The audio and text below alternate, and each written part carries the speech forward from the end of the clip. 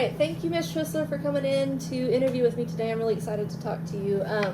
We spoke a little bit on the phone beforehand about how what we were looking for in a teacher and what our campus was kind of like. So I kind of want to just recap with that. Okay. And kind of just get you reintroduced to the campus before we start our interview. So, Okay. Here at Henderson Middle School, we have a large population of students who are ESL or emerging bilinguals, so English is not their first language. Okay. We also have a lot of students who are at risk of not graduating, so that means that they have some sort of circumstance at home or they have some sort of circumstance happening at school where there is a risk of them falling behind academically. Okay. We also have a lot of students who are considered low income, Mhm. so they don't necessarily have some of the fancy things that a lot of our more well-off students would have. So Right. keeping that in mind and just being culturally aware of where our students are coming from, what their backgrounds are, and what they have available to them at home is kind of important to us whenever we're talking to prospective teaching candidates. So Understandable. just someone who's going to be able to understand where our students are coming from and not judge them based on background. Right. So, Of course. again, we kind of talked about this over the phone whenever we were setting up our interview, Mhm. but just nice to recap at the beginning of our interview process just to make Yes. sure that we're all on the same page and Mhm. to make sure that everybody is in it for the students kind of thing. Yes. So, Well, thank you for taking the time to Of talk with course. me. I'm looking forward to pursuing a career here. of course. Well, I am super excited. I know 7th grade English is always kind of a scary one to get into because everyone Yes. says, oh, well, English, the kids don't like that and stuff like that. But Right. I really do think we have a stellar 7th grade English team here on our campus, and I know they're going to be super happy to have somebody come in and do the fun things with them. So Yes. we have a great group of kids. Our students are Cool. fantastic, and they are very willing to learn. So Good. as long as you are willing to teach, then they will absorb the information. So, Okay. are you ready to start our questioning process? Sure. Do you have any questions or concerns before we get going on this? I don't think so. Okay. I think All so. right. Fantastic. Well, my first question, tell me a little bit about yourself. Well, my name is Amy Trissler, as you know that. I am 50 years old, so I'm kind of up there in years, but, you know, I've done a lot of different things in my 50 years. I think my collective experience has shaped me into who I am today and kind of helped me grow into a position that I feel passionate about. Okay. Fantastic. So I know that you you did teach for 2 years on another campus before you came here. Yes. What did you do prior to your teaching career? Prior to teaching, I was actually a nurse. Oh, that's fantastic. Okay. Yes, and just kind of got tired of just, you know, the whole healthcare system and it being what it is, and just needed a change. And I guess it was a midlife crisis thing, you know, Right. and decided to try something new. Okay. So went back to school and got my teaching degree, and That's awesome. I It's- love that. yeah. You said you were a nurse, so were you like a nursing home nurse? Did you work in a hospital? What kind of nurse were you? I did a little bit of everything, mainly nursing home there towards the end, you know, and it just, physically it just got to be a bit much. For So sure. that's why, you know, decided to maybe look into something to do differently, Okay. for, you know, the rest of the time that I have to work. Right. But I've done a little bit of everything in nursing, so. Awesome. Well, before we move on to our next question, how do you think that your experience as a nurse has helped you as a teacher? What do you think that kind of ties it in? Honestly, I feel like that the two professions are really not a lot different in some ways. Of course, in some ways they are. You're dealing with children or, you know, teaching versus dealing with people's lives. I mean, you're still dealing with lives, but just on a different end of the spectrum. So I feel like through doing that, I was able to learn the compassion, the patience, the critical thinking skills, the interactions when you're having to deal with doctors and other nurses and, you know, patients and things like that. And I kind of feel like it carries over into this because you have to be good at managing all of those things at one time. For sure. to be a teacher, because you have a whole classroom of students. And not only do you have a whole classroom of students, but you have their parents. And then you have your administration, and you have your coworkers, and you have what the state mandates that you can do and you can't do, and that kind of thing. So I feel like that, it's really not a whole lot different. Mm-hmm. It's just a different setting. Okay, awesome. Well, it sounds like you have a really good grasp on, working with people and managing people and just being in a people setting. So I Yes. think that's a great aspect, or a great trait to have as a teacher. So how did you hear about our position here on this campus? Actually, one of my coworkers, Cindy Ramsey, she was a teacher there. She taught math, Oh, but okay. we just kind of clicked and hit it off. And you have your teacher besties, so For sure. She was kind of mine, so she told me about this position, and I decided to check it out. Okay, So well, awesome. Well, I will definitely mark her down and tell her thank you for sending us you. yes, of course. So what made you want to be a teacher in the first place? I know you kind of talked about how nursing was starting to get physically worn down, but how did you decide on teaching? I just felt like that it would be an easy transition, I guess. Of course, it's a lot different as far as, you're teaching tiny humans versus taking care of, grown ones. But I just thought it would still be helping. Okay. I Just gotcha. in a different setting. You would still be helping people form their lives. You would be helping people, learn so they can go on to be nurses or doctors or whatever it is that they want to be, or AC techs or mechanics, with all the things that we need, you're helping grow that. And I just, think that it's a good thing to be able to do that, to help move on. All right. I like that. So I know, again, you came from another campus. What made you decide to leave that campus and come to us? Actually, I love my people. Mhm. I love my students. I loved all the things, but I just needed to be a little bit closer. I was relocating, Okay. and it was kind of a drive. I didn't want to have to drive, is what I'm trying to say. For sure. From where I'm relocating to where I was at. I gotcha. So, let me back up with that. No, it's okay. So, I decided, well, let me see what else is out there that's a little bit closer. My parents are getting older. They're almost 80. So I felt like they're hard-headed, they're stubborn, they don't want to leave where they're at. So, I was like, well, let me get a little bit closer to them and, find work closer so I'm not having to try to drive from taking care of them to work to I can concentrate on work and taking care of them. Okay, I gotcha. So that's the main reason. I gotcha. It really wasn't anything, like I said, I love my students, I love my coworkers, Mhm. love my administration. It was a great place. It was just, the constraints of all the things Right. made it to where I had to Okay. Move on. move on. Okay, I gotcha. I know with all the different things that happen in our personal lives, it's sometimes hard to kind of do that balance. So a drive would be Right. a little bit difficult there. So I completely understand where you're coming from on that. Yes. All right. So what do you feel like is the most important part of being an educator? I think the most important part that you always have to remember is, and just in my opinion, that you are essentially shaping these young people's lives. And especially in today's world, they really need as much help as they can get, shaping them into responsible, mature, educated, literate, human beings, adults. You want them to be able to go out into the world and succeed.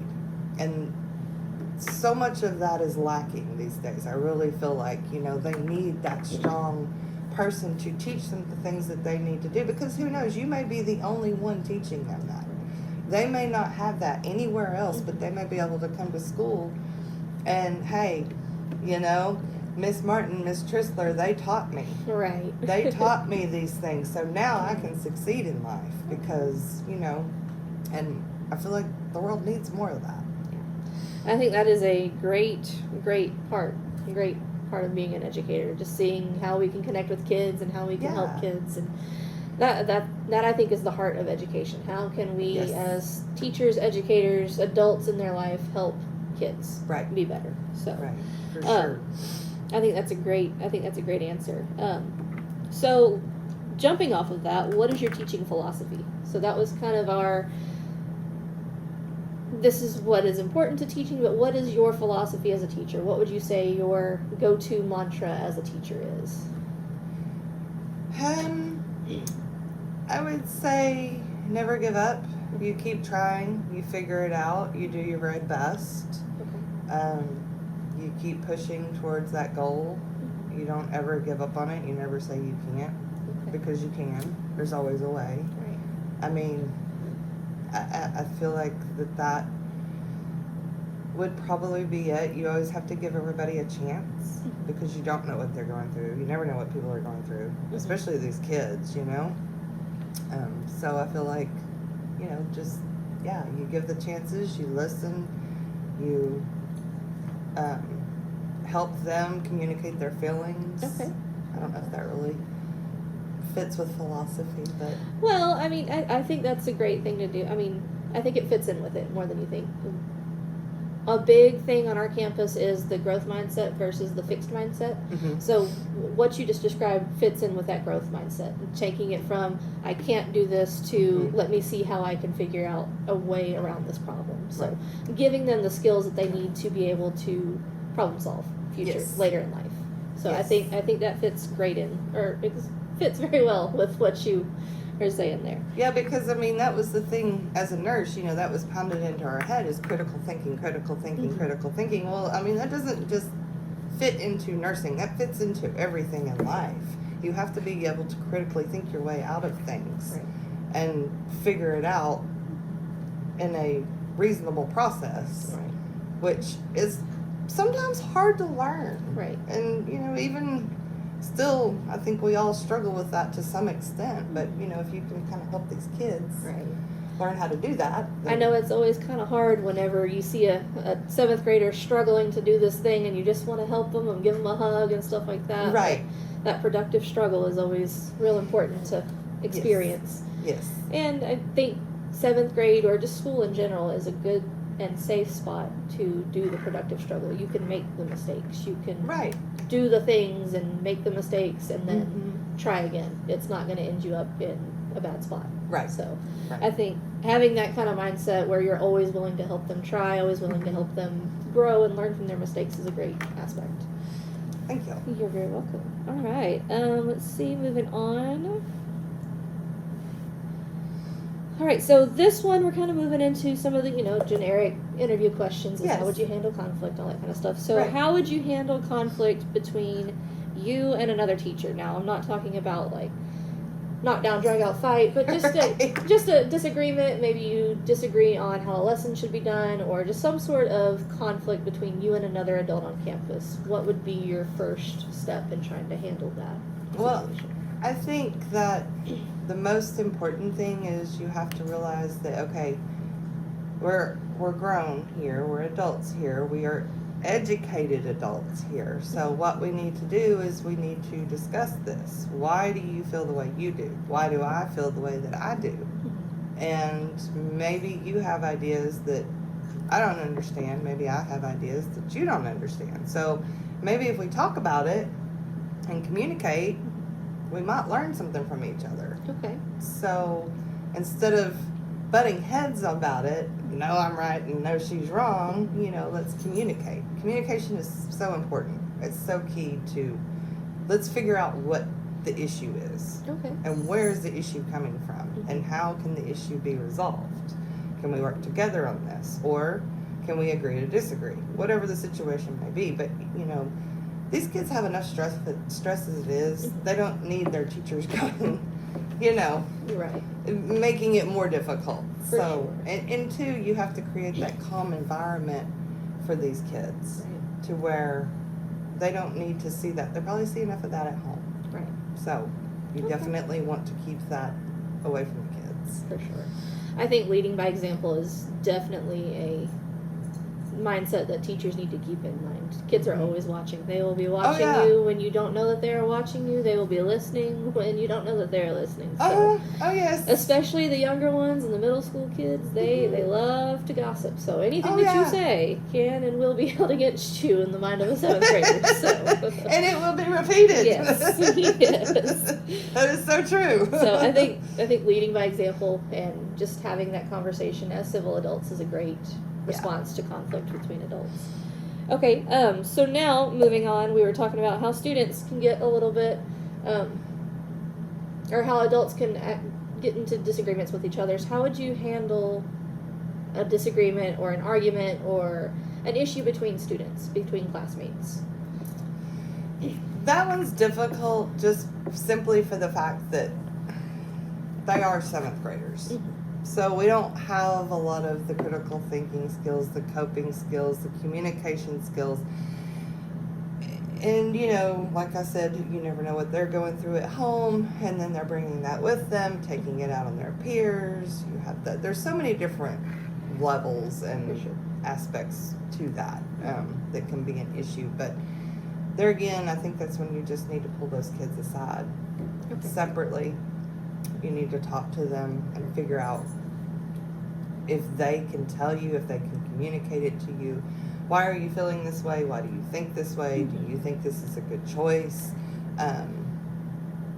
You know, is there any way maybe you can, you know, see if you can figure out what the root issue is. Okay. And then, you know, it may come down to you have to separate those two. Maybe they just don't get along. Maybe they just don't, they're not quite their maturity level yet to where they can interact with each other in a safe and good environment. So, you know, or get your other, your administration involved, your counselors Absolutely. involved, your parents Absolutely. involved, whatever the case may be, whatever steps you need to take to get to a resolution. For sure. Because you don't want that disrupting the rest of your class. Absolutely. And that's just not good for the kids, you know? And learning is the main focus. I mean, we want Right. to make sure that all of our students have the most opportunity to learn in an effective and conducive learning environment.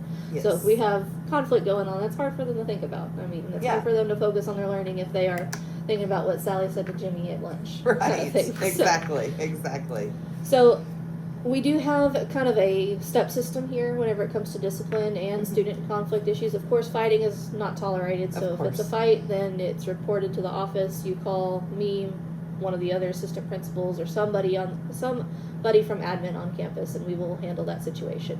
The main thing is to make sure that our students don't get hurt. Right.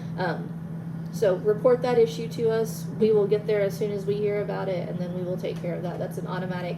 If you fight on campus, it's 10 days DAEP, so they will be Okay. removed. But for things like in the classroom, Mm-hmm. no, exactly what you said. Start with a conversation with that student or the students involved. Right. See if you can squash it, handle it within your classroom. Us as admin, our main goal is to make sure that our teachers feel empowered to carry out discipline in their classroom and carry out consequences in their classroom Mm-hmm. without having to worry about if we're going to back them up. If you are following the school policies, if you are following our step system, and you are doing all of the things that you should be doing Right. ethically, then we're going to back you up. We're going to support you. That's good. So we'll always start with that conversation. If that doesn't work and it continues, then I would start saying, hey, I'm going to call home. I would call home. I would send a remind message. We use the remind system, so Okay. you can message them on your on an app on your phone. It doesn't connect it to your cell phone number. They can't get your personal number. It's got its own separate Oh, kind of okay. thing. So all of our parents are on remind. If you can't reach them via phone, I always recommend a phone call just because it's more personal. Right. You right, can hear yeah. the inflection, you can hear the Mhm. tone. There's no room for, well, she was being sarcastic or anything like that. Right. So Right. phone call's always best. But again, if you can't reach them on the phone, sometimes a lot of our parents work, so they can't always answer the phone. So a quick remind message, hey, this is what happened with little Jimmy today. Mm-hmm. Could you maybe give me a little bit of support or help me find some ways to better support him in the classroom? Right. That's our next step. If Okay. it continues, then we start looking at lunch detentions, after school detention, Saturday school, and if it becomes a repeated issue, then that's when we remove them from the classroom for a little bit. So it Okay. could be in-school suspension for a couple days, it could be OSS, depending on what the issue is, so what Right. their offense is.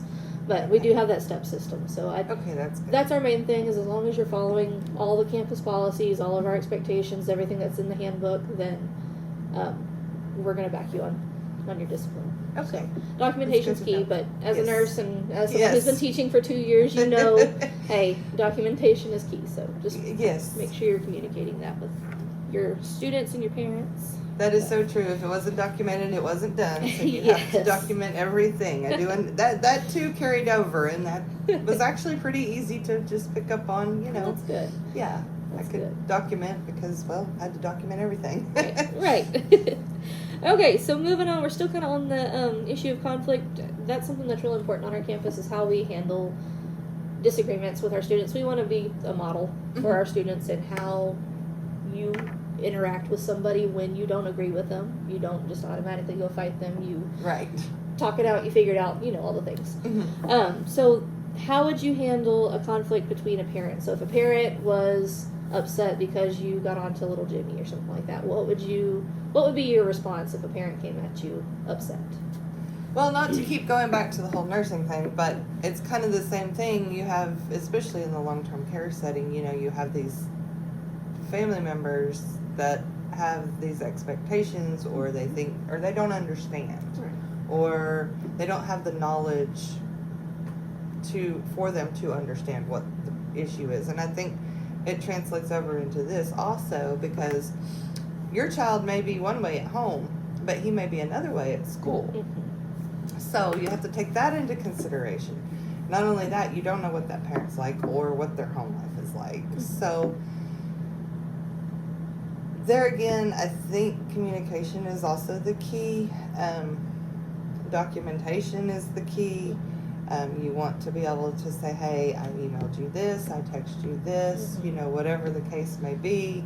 This is, you know, just I think communication, bottom line. And two, give the parent as much education as you are the child, Mm-hmm. because you need to educate the parent. Hey, this is how it works in the classroom. Mm-hmm. This is what we expect in the classroom. You know, I'm not picking on your kid. Mm-hmm. This is what I've seen in your child. I'm telling you this because I'm concerned Right. for your child and I want them to succeed. So whatever the issue may be, Right. you know, can you help me as their parent fix this issue? I'm not just picking on him just because Right. XYZ. I'm doing this for a reason, that, you know, I'm concerned about him being successful. So help me help him be successful. And, you know, there again, you may not always get through to all of them. Right. And if they're still not happy with the response, then that's when you would, of course, send them up to your Right. higher ups and say, okay, this is what I've done XYZ to try to resolve this between the student and the parent, and, you know, the things. It's not working, they're wanting to talk to someone else, and then move it up to that. For sure. And that's one thing that, again, whenever we are training new teachers, if you are having a conversation with a parent or a guardian or somebody's adult at home, Right. and they begin to get belligerent or they start to yell and scream and holler at you, you can always say, hey, I don't think this is a productive conversation. Mm-hmm. Let's schedule a time where we can sit down, me, you, and the principal, or me, you, and an assistant principal of your choosing, and we can discuss this Right. at a later date. But right now, I think we just need to walk away. Mhm. So, again, kind of like you said, we don't know what they're going through. Maybe they had Right. the worst day of work, and this was just the final straw Right. that broke it. I always like to, whenever I'm calling home, give them a compliment sandwich. Where you Yes. start off with, hey, I really like this aspect about your kid. He's doing awesome at XYZ. Mm-hmm. This is the problem. But he's still a great kid. He's still doing this really well in this class, and I see a lot of potential, you know. Right. Kind of frame it in that mindset of, like you said, you're trying to help them. Right. Not hurt them, you're trying to help them. Right. Right. So I think Yes. that was That makes sense. All right, so moving on, we're kind of getting off the conflict now. So what do you think, after kind of talking about what we've talked about so far, what our campus stands for, you know, what type of philosophies and things like that we're looking for, what do you think makes this campus a good fit for you? Oh, well, I mean, y'all have a really good reputation. I know y'all have some outstanding teachers here. It's small enough, that I would feel comfortable being here. It's not too big and it's not too small. It's kind Right. of just right, For sure. I like the challenge of having all the diversity here, because I think that keeps it interesting. It keeps you on your toes. You can learn a lot from that, especially being kind of new to this. I feel like that diversity is a good thing. Absolutely. And just, that y'all have a really good reputation. You have a beautiful campus. Well, thank you. Yes, I just think that this would be a good fit. Okay, awesome. I love to hear that you're excited about the diversity here. That's something that we're very proud of. We have a Yes. very diverse student population and Mhm. educator population, so that really helps kind of bring in everybody's perspective from Right. different cultures, different backgrounds. So Yes. I am excited to hear you say that. Oh, yes, I don't like it being just mundane. I like to have the whole mix up because Yeah. All right, moving on. What would be your perfect class size? So if you had to choose the perfect amount of people in your classroom, what would that be? well, I don't like odd numbers, so Okay. I would think like maybe 18, 20. Okay, 18 to 20. Mm-hmm. Okay. I can't always guarantee class sizes, but we definitely do like to try and keep that Right. in mind, especially when it comes to like our inclusion classes, Yes. and all those like extracurricular classes and things like that, where there's more things that are needed. So Right. definitely keep that in mind. Well, and I know that's kind of one of those things that's, kind of hard to gauge. It depends on Right. the situation. Well, and this 7th grade class is not one of our largest classes, but it is a bigger one. Our class size has kind of fluctuated here in the last few years. We went from having a humongous 7th grade class to their really small 7th grade class to now we're kind of back in the middle there. So Yeah. that's something that, It fluctuates. as education goes, Right. it depends on who's in the area, like who has moved. If we have a whole bunch of people move to the area, if we have a whole bunch of transfer students, it just depends. Right. So, since we are talking about a English position, English teaching position, what would your response be if a parent did not agree with a book that you were reading or content that you were teaching? How would you handle that situation? That's a tough one because you have to teach what the curriculum states. And there again, you're not going to change everybody's mind, and people have their own set opinions on things, and sometimes you just can't change that. There again, I would try to educate them as to why we're teaching this and the purpose of teaching this and what the child should be learning from reading XYZ. Mm-hmm. But ultimately, if they say no, I don't know that maybe you can find something else that's comparable that they're Absolutely. agreeing with their child reading. So you're working with the parent and the child to try to find a solution so they can still get the education. Mm-hmm. Maybe just not in that way. You just got to be creative, I think, with these things. Creativity is definitely necessary, and I like that you talked about meeting with the parent and kind of working with them. It is definitely a partnership with the parents. Yes. Our main goal is to make sure that our students are educated and that our students are learning the essential TEKS Mhm. and that we are getting through all of the material that we need to prepare them for the test at the end of the year. Right. So if that means that they're reading a different book but it's still covering the same TEKS, then absolutely we will support you on that. Okay. And if that situation ever does arise, we have plenty of resources where we could pull some different literature from. Okay. We will definitely partner with you and the parent on that if Okay. that situation ever does arise, so we can help kind of alleviate some of that extra stress. Yes. But because I know it's stressful, you have this whole great lesson plan, and then no, Right. we have this happen. But again, it's a partnership. If our Yes. parents aren't happy, if we don't have the support of our parents, then we don't have the support of our students. So And it makes your job a lot harder. for sure, and we want to make sure that we have good relationships with the community too. We want to make sure that Yes. we are representing what the community values. Mhm. So For sure. keeping that in mind is a good thing to do. Yes. All right, so let's see. Moving on. What do you look for in a leader? So what would you look for in a boss? In a boss, I would say that I would want someone who wasn't afraid to do all the jobs. Okay. Somebody who's, is going to be a strong leader, is going to be there when you need them to be there, is going to have your back, is going to support you. But they're not afraid to get out there and get their hands dirty either if they need to, because I think the actions speak louder than the words. So if I see you out there and you're proactive and you're, interacting with the students, you're interacting with your staff, then in a positive way, you're not, trying to micromanage or something like that. I mean, of course, we have the rules that we have to follow and the policies and that. I'm not saying that. I want someone who's going to do that, that is going to adhere to the rules and enforce the rules, For sure. but also that's not afraid to get out there and get their hands dirty with Right. us, Right. Well, and I'm a firm believer of every situation needs to be handled in its own way. So Mhm. not everything is going to be handled the same way. Right. Our main goal is to make sure everything is handled fairly. Right. Just make sure everyone is receiving the same quality education across the board. So, Right. okay, all right, fantastic. So what is your favorite moment from teaching? Well, I don't know. I think it's kind of a collection of moments. But I think the part I love about it the most is just the kids, they're so grateful because you made such a difference in their life. The notes that they write you, or the Yes. pictures that they draw you, or, the things that they bring you that may seem like a silly little gift, but it's so much fun to them, yes. and it's such a big deal to Yeah. them.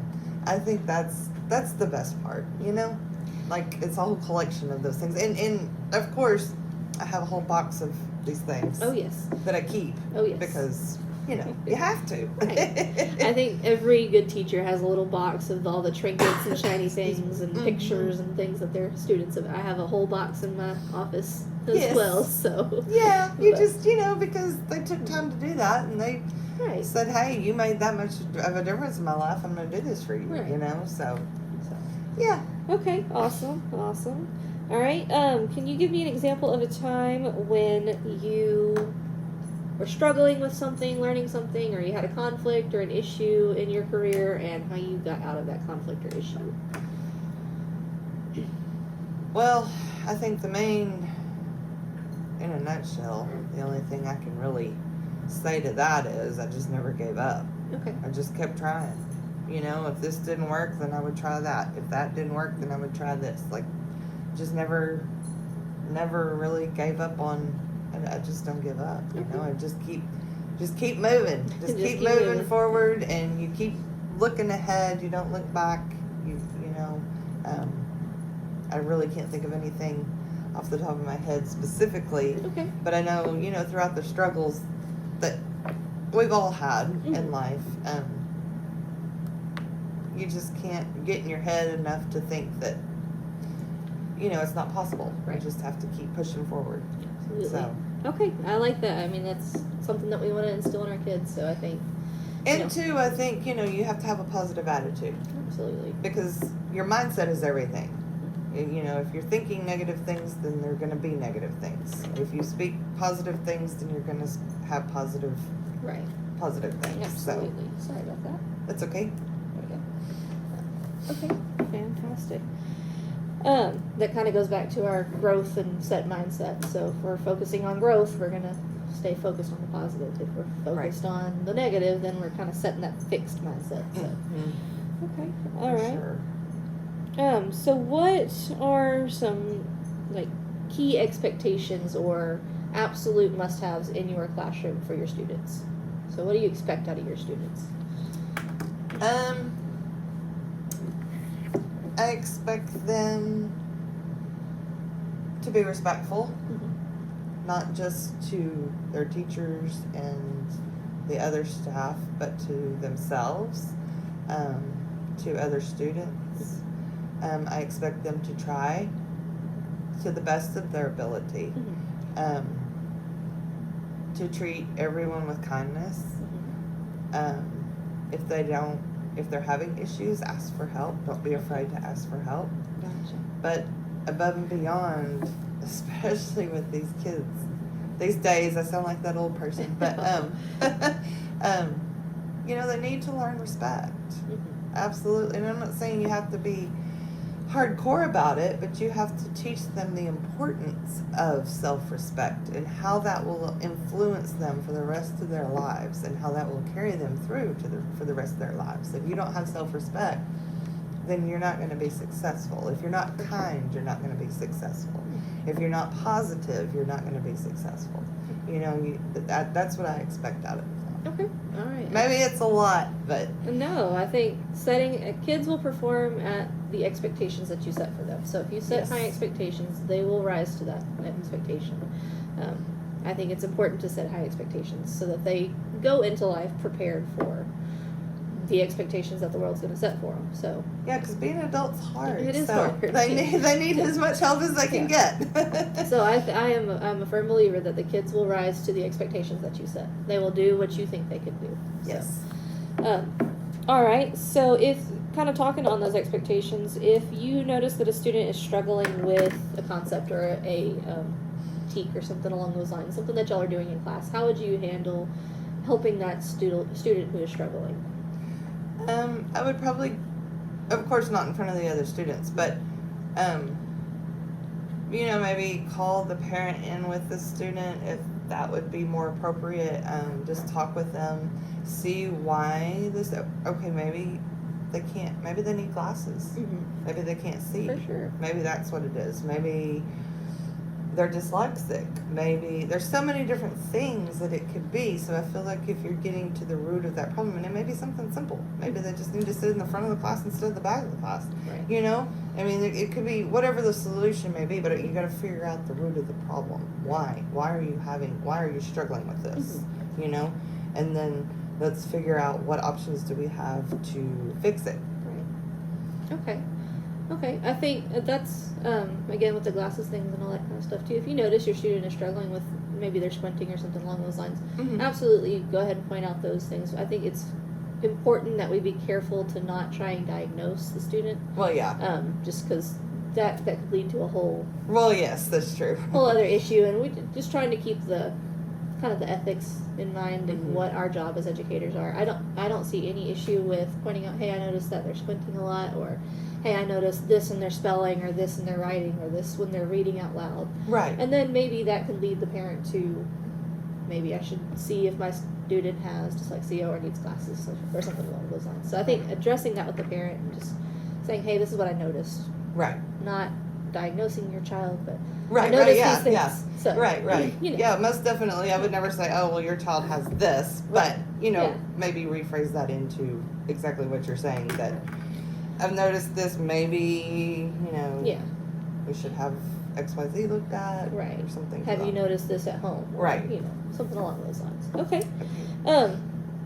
Do you see yourself as a team player? Most definitely. Whatever you need, I'm going to help you do it. I gotcha. It doesn't matter what it is, big, small, in between. Mhm. Not afraid to get my hands dirty. Absolutely, yes. I will jump in there and do whatever needs to be done to get the job done. Because I feel like, the job's hard enough as it is. Mhm. Why not make it a little bit easier by working together? Fantastic. You know? Fantastic. Yeah. Because if you all work together for the same goal, then you've got all these people pulling the weight instead of just one. Right. So, Always better to work as a team. Do you see yourself as more of a leader, or what would your role be in the team, do you feel? as much as I don't sometimes want to be the leader, I don't know. I feel like I could probably go either way on that. Mhm. I think it depends on the situation. Absolutely. I feel like if somebody else steps up and takes that lead position, then I'll jump in and be the team player, Fantastic. Or if I need to jump up and somehow I end up being the leader, well, then I'll lead the rest of the team. So, kind of, I'm flexible with that. Just wherever I need to fit in. I think being flexible as a teacher is something that is very important because Yes. you never know what's going to happen. Things are changing every day. That is so true. You really don't. Okay. All right. Do you see this position as kind of like a long-term position, or where do you see yourself in 5 years? Is it still here, or do you want to try and further your education down the road, or what are your thoughts on that? No, I think I would really like to stay put. I think this is a good spot. You know, I'm hoping mom and dad last for a good long while. For sure. So, you know, I'd like to put some roots down. I like it here. Okay. And, you know, I really don't know that I want, at this point in life, if I was younger, maybe, yes, but at this point in life, I feel like that this should just be the career that I retire from. Okay, fantastic. Honestly. Fantastic. Do you think English is something that you would want to stick with throughout the entire time here, or would you be willing to do other contents or clubs or other areas on this campus? I'm not opposed to doing different things. Okay. You know, to mixing it up a little bit if the need arises and, you know, y'all feel like I would be a good fit for whatever comes up, I would be definitely open to doing different things. Okay, fantastic. For sure. Fantastic. Okay, so I am, I think, almost done with our questions here. Make sure I got all my things done here. Okay. Okay, yes. So I do have everything here. Do you have any questions or concerns for me? Anything that you've thought of while we're talking? Anything that you are a little worried about or would like some clarification on?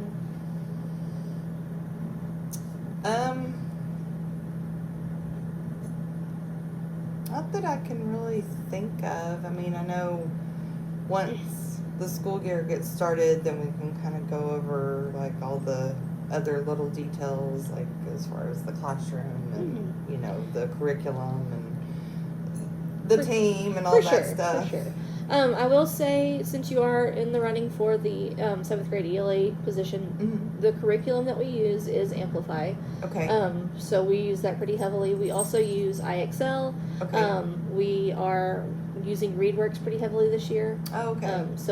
And then of course we use the TEKS as our Right, standards. So all of our curriculum follows those standards, those TEKS.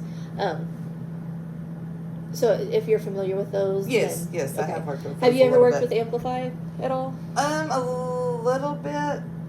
I probably wouldn't be as familiar with that one. Okay. But For sure. We do have some trainings that we're going to be doing. If you do end up getting hired, we do offer Amplify trainings. There's lots of great things that we can do at Region 7. oh, okay, cool. And then, of course, your team would be fantastic to help you. I mean, this is a great team that's part of the 7th grade team is a great team. Mhm. They're always willing to help. So I think awesome. that would be something that we could alleviate some of that stress for. Okay. We use Skyward. Did y'all use Skyward at Yes, your last yes. campus? Okay. Mhm. Okay. Yeah. So Skyward is our grade book. Skyward Okay. is where we do attendance, all the things. Right. We've talked about Remind a little bit. Mhm. Outlook is our email, so Okay. we'll get you set up with all that if Right. you are selected for the position. Mhm. We are hoping to have this position filled within the next couple of weeks Okay. so that we can get started. I know it's kind of late in the summer to be doing the hiring process, so we want to get that rolling as quick as we can. For sure. Just so we give everybody time to get planned and decorate your classroom. I know. Well, So, you know, yeah, I got to do all the things. that's and part of the fun. get acclimated to it all and everything. So. So yeah, that's great. And you know, I love all the extra training that you know I can get because I feel like that's a lot of it too. Everything's always changing, so you got to stay up on everything. For you know. sure.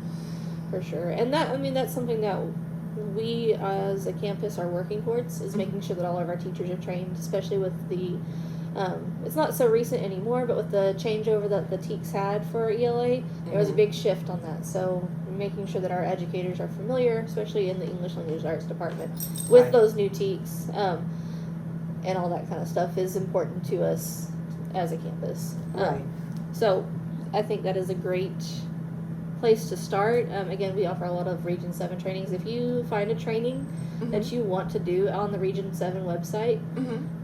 please let me know. Put in a school work day, and then 9 out of 10 times it will be approved. Okay.